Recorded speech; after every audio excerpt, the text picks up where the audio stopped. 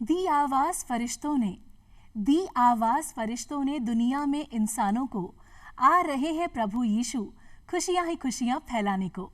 नमस्कार, मेरा नाम है अदिति और मैं आप सभी का बहुत बहुत स्वागत करती हूँ हमारी इस विशेष प्रस्तुति में जिसका नाम है प्रभु यीशु मानव प्रेम। 25 दिसंबर एक ऐसा दिन है जिस दिन मनाया जाता है क्रिसमस का त्योहार और ये मनाया जाता है प्रभु यीशु के जन्मदिन के उपलक्ष्य में। तो आज के इस खास कार्यक्रम में हम बात करेंगे प्रभु यीशु के जीवन और उनके संदेश के बारे में। और इसके लिए मेरे साथ हमारे स्टूडियो में मौजूद हैं एक बहुत ही खास मेहमान। आइए आपको उनसे रूबरू कराते हैं। तो चलिए मिलिए फादर एडवर्ड से। नमस्कार फादर, बहुत बहुत स्वागत है आपका। फादर, सबसे पहले तो मुझे ये बताइए कि 25 दिसंबर के दिन हम लोग क्रिसमस का त्यौहार मनाते हैं, प्रभु यीशु के जन्मदिन के रूप में उसे मनाते हैं। तो क्या ये वाकई प्रभु का जन्मदिन है? ये प्रभु का जन्मदिन उस दिन नहीं था जी। और कोई भी नहीं जानता वो कब उनका जन्म हुआ है।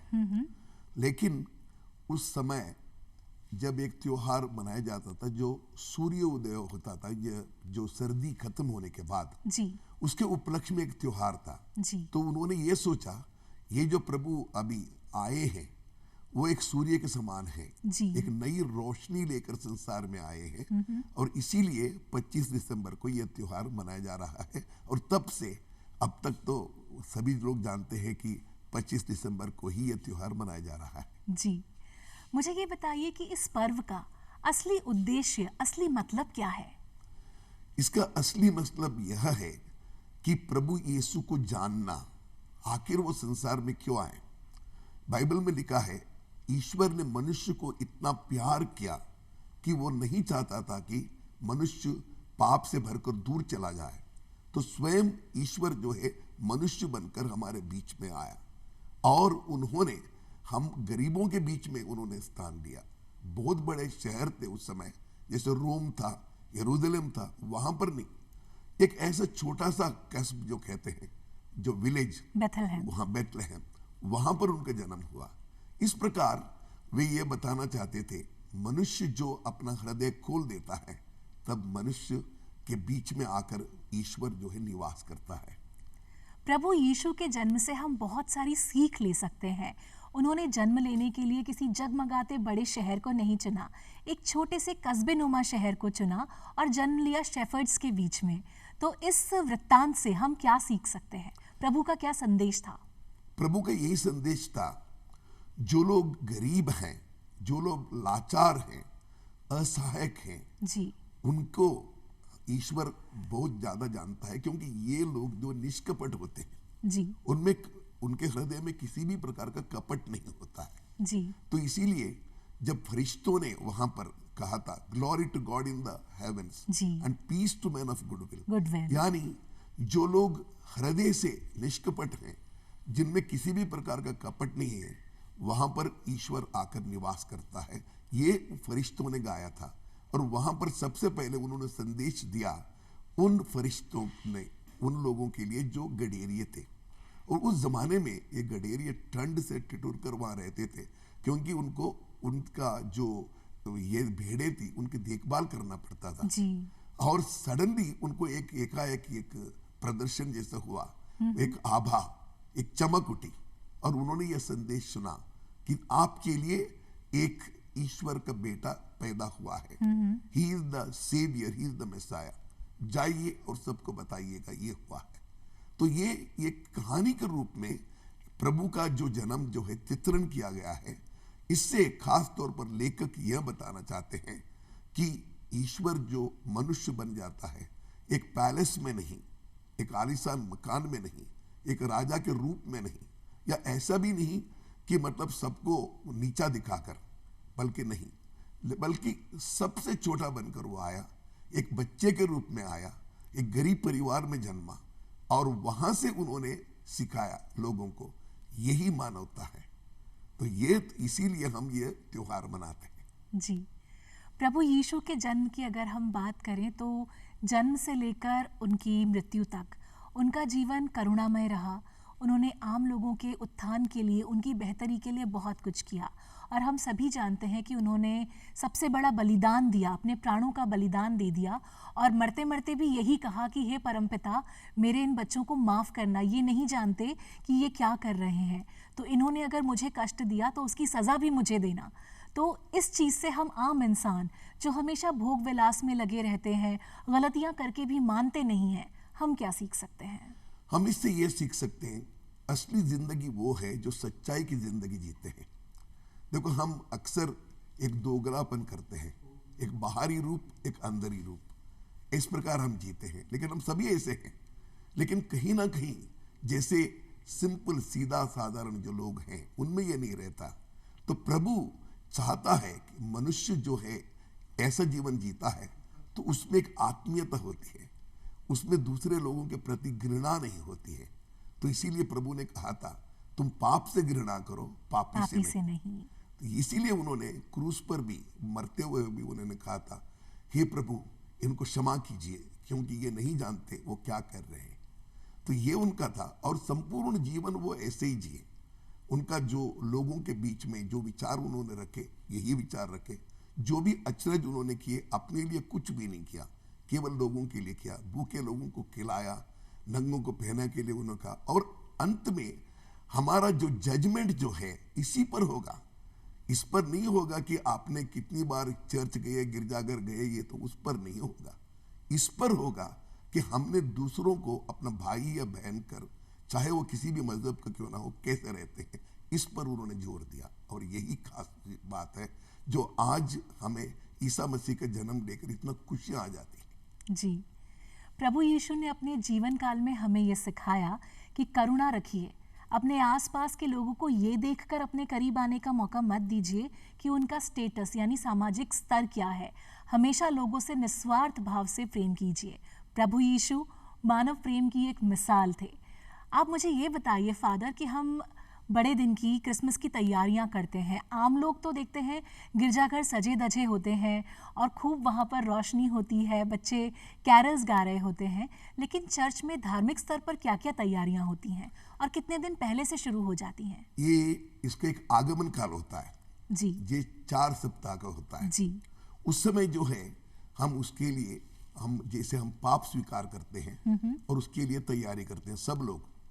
तो पाप से घृणा करके वहां से उभर कर हम इसके लिए तैयारी करते हैं। वो जरूरी है क्योंकि हम जानते हैं जब तक ईसा मसीह हमारे दिल में नहीं आएगा तो बाहरी तौर पर जो भी हम करते हैं उसे कोई मतलब नहीं रहेगा।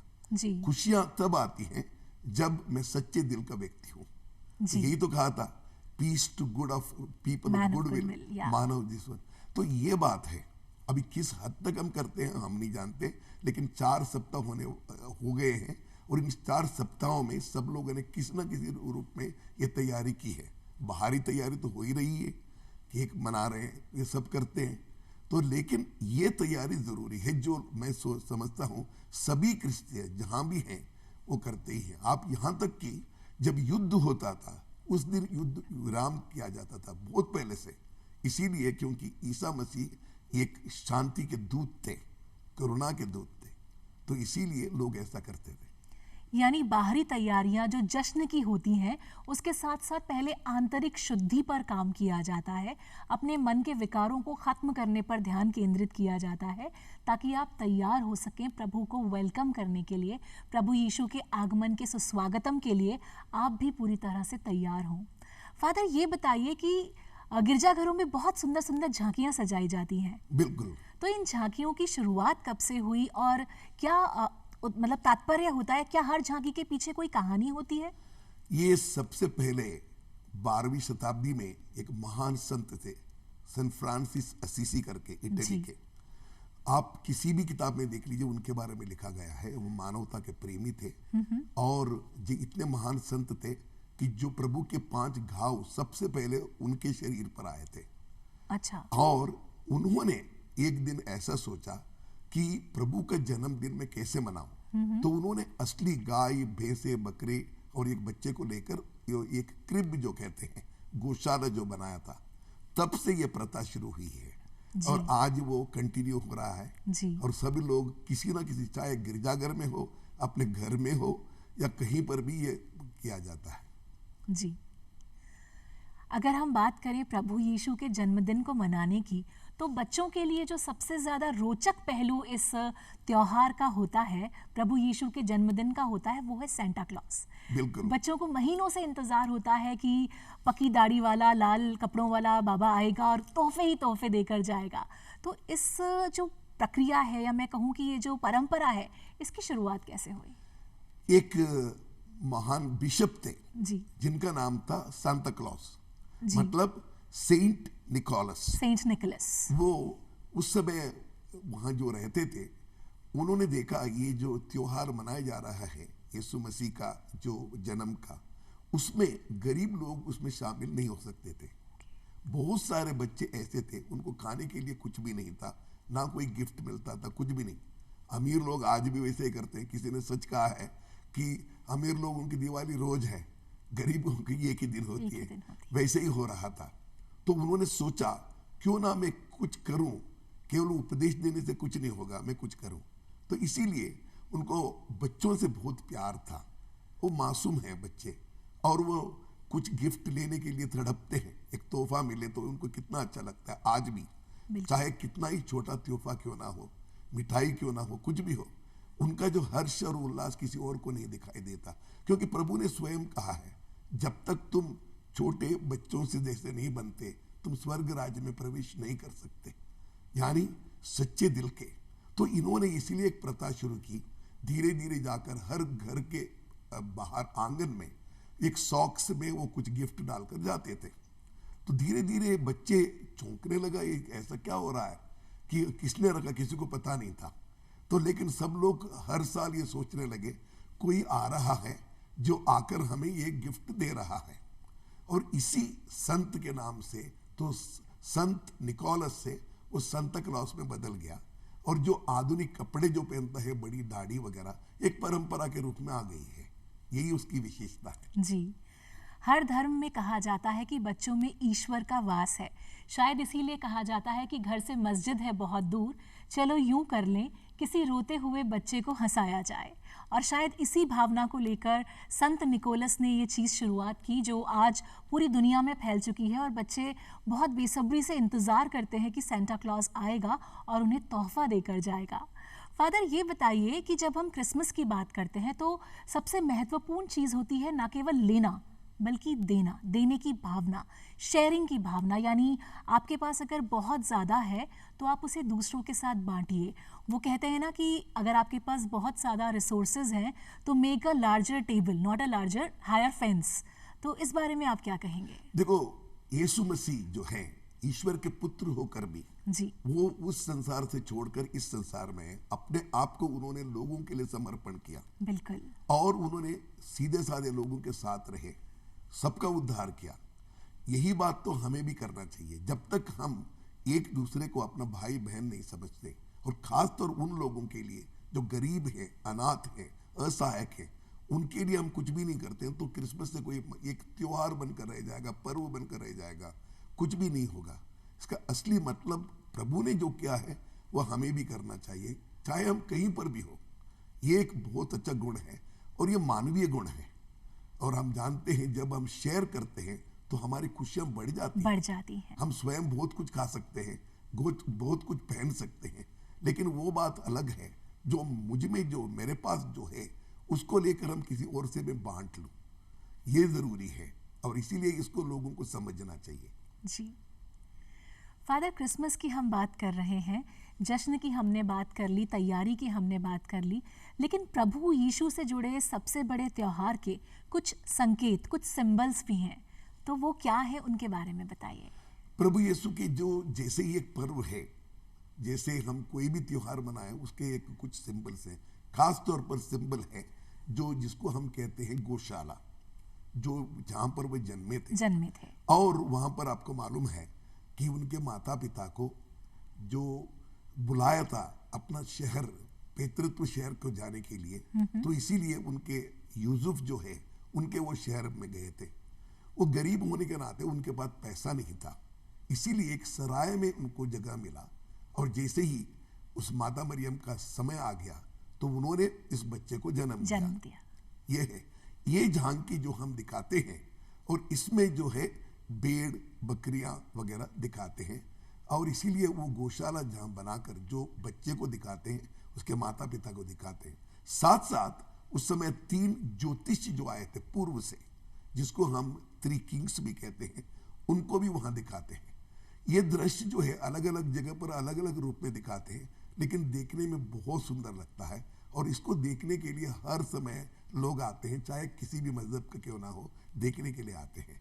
इससे वो समझ सकते हैं कि गरीबी का मतलब है प्रेम नहीं है, ऐसा बात नहीं है। गरीबी का मतलब है उनके दिल में भी प्रेम है, उनमें भी एक एकता है, और इसीलिए हम उसको कहते हैं पवित्र परिवार। पवित्रता का मतलब है संबंध रचना, रिश्ते रखना, ये उन्होंने सिखाया, और इसी के लिए हम ये जो झांकियां हर जगह पर बनाते हैं, चाहे कितने ही गरीब क्यों ना हो। जी फादर, क्रिसमस यानी कि प्रभु यीशु के जन्मदिन का जो जश्न होता है, इसका जो धार्मिक पहलू है उसका सबसे मैं कहूँगी समृद्ध भाग है कैरल्स, यानी कि क्रिसमस के वो विशेष धार्मिक गीत जो गिरजाघरों में गाए जाते हैं। तो क्या चर्च में आमतौर पर भी कैरल्स गाई जाती हैं? क्रिसमस की कुछ विशेष कैरल्स होती हैं, और क्या ये पारंपरिक रूप से चली आ रही हैं या नई कैरल्स भी बनाई जाती हैं? जैसे क्रिसमस पर जो गाना गाए जाते हैं उनको हम कैरल्स कहते हैं जी। अन्यथा उसको कैरल्स नहीं कहते हैं जी। तो कैरल सिंगिंग का मतलब है क्रिसमस का समय आ चुका है और अब हम ये गाना गाएंगे। कुछ ऐसे गाने हैं पुराने, वो बहुत ही मशहूर हैं, जैसे साइलेंट नाइट, ये ओ कम ऑल फेथफुल, ये सब है। लेकिन आजकल बहुत सारे मतलब गीत लिखे जाते हैं, बहुत ही दिलचस्प है। मैं स्वयं एक लेखक हूँ और मैंने ऐसे कई गीत मैंने लिखे हैं जो लोग गाते हैं, क्योंकि लोग चाहते हैं, जैसे अपनी अपनी भाषा में जब लिखे जाते हैं तो उसकी जो सुंदरता और ही है, तो इसीलिए इसको कैरल्स तो हर जगह गाया जाता है। जी। प्रभु यीशु के जन्मदिन को जब मनाया जाता है तो न केवल ईसाई धर्म के लोग बल्कि हर मजहब, हर समाज के धड़े के लोग वहाँ आते हैं और कोई रोक टोक नहीं होती, सबका स्वागत है, सबका इंक्लूजन है।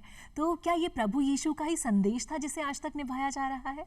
बात ऐसी है, अगर हम 2022 जो कह रहे हैं, ये डेट ईसा मसीह के जन्म से ली गई है, जिसको हम पहले कहते थे अन्नो डोमिनी, यानी ईसा पूर्व या ईसा के बाद।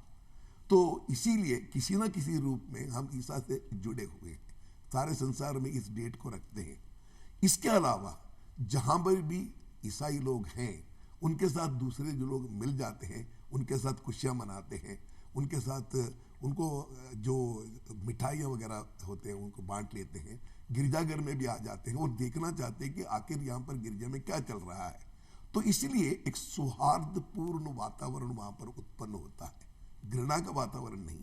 मैं समझता हूँ ये बहुत ज़रूरी है ये जो है, क्योंकि हम जब एक दूसरे से मिलते हैं, गले लगते हैं, एक दूसरे को समझते हैं, कितना अच्छा लगता है।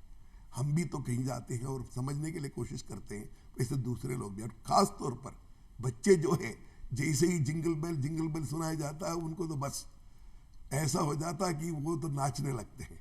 तो ये जो हर्ष और उल्लास जो है हर मनुष्य के दिल में होना चाहिए, यही उसकी जो बचपन जो है उसी में तो हम पूरा समय जो है इतना व्यस्त रहेंगे कि हमारे लिए एक हर्ष और उल्लास मनाने का समय नहीं होगा, तो जीवन ही क्या है। बिल्कुल, तो यही होता है।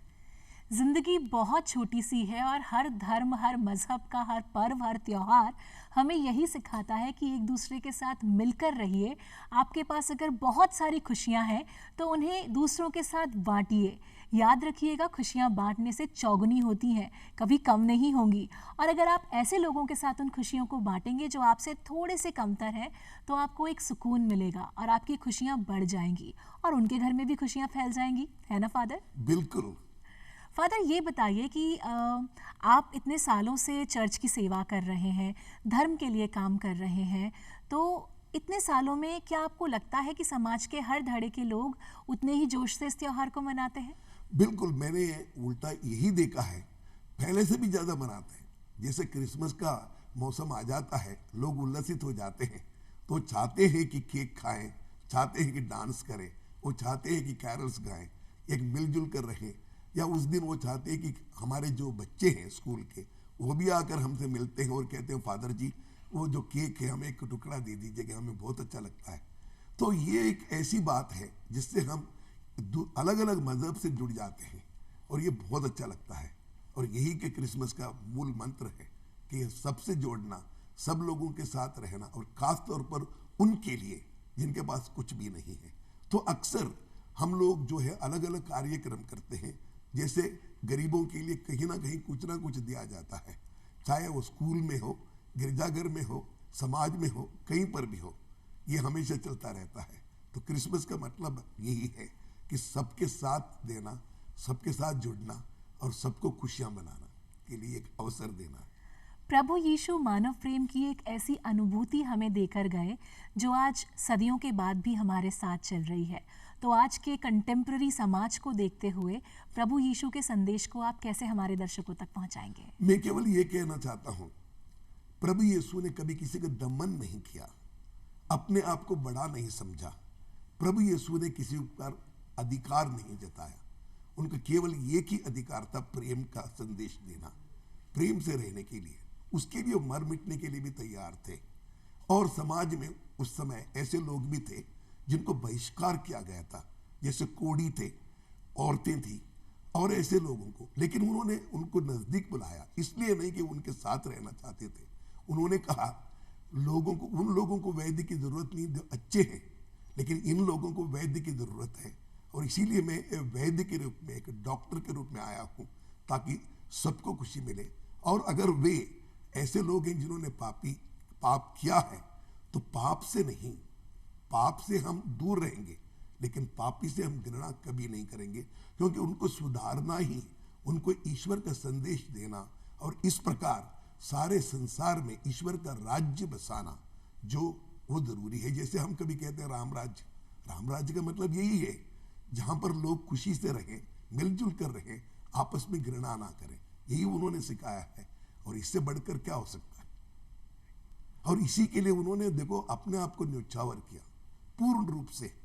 नहीं तो अगर उनको कभी कभी एक राजा बनाना चाहते थे और उनको उनका एक लीडर बनाना चाहते थे, उन्होंने नकारा।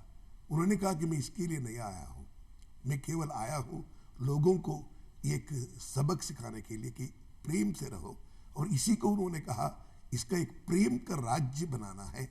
और इस प्रेम का राज्य को बनाने के लिए हमें कोई सैन्य की जरूरत नहीं, ताकत की जरूरत नहीं, पैसों की जरूरत नहीं, प्रेम की जरूरत है। और ये हमारे हृदय में छिपा हुआ है, इसको उजागर करना जरूरी है। जब तक हम उजागर नहीं करते, हम स्वार्थी ही बन जाते हैं। क्योंकि मनुष्य सचमुच स्वार्थी है, वो केवल अपने हित के बारे में सोचता है, दूसरों के हित के बारे में नहीं सोचता। लेकिन धीरे धीरे वो जो एक स्पिरिचुअल लाइफ जो कहते हैं, आध्यात्मिक जीवन की ओर चला जाता है, तो उसमें एक बदलाव आ जाता है, एक परिवर्तन आता है। वह परिवर्तन ही उन्होंने दिया है और वो चाहते थे कि हर व्यक्ति में यह परिवर्तन आए तो समाज कितना सुंदर बन जाएगा, बिल्कुल जीने के लायक होगा। इसी को वो कहते थे ईश्वर का राज्य बसाने के लिए मैं आया हूं। और उन्होंने कहा ये ईश्वर का राज्य तुम्हारे हृदय में है, उसको देखो पहले। मनुष्य जो चंद्रमा पर गया होगा, कभी कभी वो अपने दिल में झांक कर नहीं देता वहां पर क्या है। जो वैमनस्व आज भी बढ़ता है कभी कभी, वो देखकर हमें मतलब ऐसा लगता है कि ऐसा नहीं होना चाहिए, क्योंकि हर मजहब में ऐसा होता है। छोटी छोटी बातों के लिए हमारे ईसाइयों में भी कभी कभी ऐसा होता है। तो ये संदेश जो है ईसा मसीह ने दिया है, वो आज भी जरूरी है हम लोगों के लिए, सभी लोगों के लिए। क्योंकि जब तक हम एक साथ नहीं रहेंगे, ये संसार जो है खत्म हो जाएगा। जी, आपने पिछले दिनों एक रैली ऑर्गेनाइज की थी, उसके बारे में कुछ बताइए।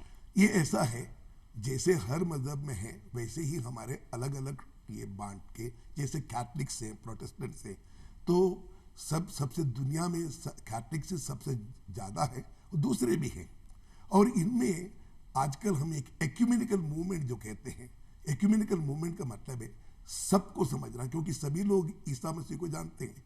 तो वहां पर से हम शुरुआत करना चाहते हैं कि ईसा मसीह में हम सब एक हैं। तो इसीलिए हमने यहाँ पर जयपुर में जैसे हर साल करते हैं, इस साल भी ये रैली की थी और बहुत ही सुंदर रूप से वहाँ पर झांकियाँ भी थी, कुछ प्ले कार्ड्स भी बनाए थे जिसमें हमने ईसा मसीह का जो संदेश है उसमें लिखा था। लोग कितने ही अनुशासन पूर्वक चले और लोगों को दिखाया जहां पर अनुशासन है, जहां पर प्रेम है, वहां पर ईसा मसीह निवास करता है। जी, तो यानी प्रभु यीशु ने न केवल अपने जीवन काल में ही बल्कि उसके बाद भी हम लोगों तक एक संदेश छोड़ा कि मानवता में विश्वास कीजिए, न केवल अपने जीवन को बेहतर बनाने में बल्कि अपने आसपास के लोगों के जीवन को भी ऊपर उठाइए। अगर आपका कोई पड़ोसी, कोई जानकार आपसे कमज़ोर है, गरीब है, तो उसे हिकारत की नज़र से मत देखिए, उसे गले लगाइए, प्रेम स्नेह बरसाइए। देखो, ईसा मसीह का जन्म एक ऐतिहासिक घटना मात्र नहीं है जी, अगर ऐसा होता हम केवल एक इतिहास में उसको पन्नों में लिखते, बिल्कुल, लेकिन वो उनका संदेश आज भी जीवित है। जैसे महात्मा गांधी का संदेश हम कभी नकार नहीं सकते। बिल्कुल, तो उन्होंने प्रभु यीशु से बहुत कुछ सीखा था और उन्होंने कहा भी था, मैंने उनसे बहुत कुछ सीखा है।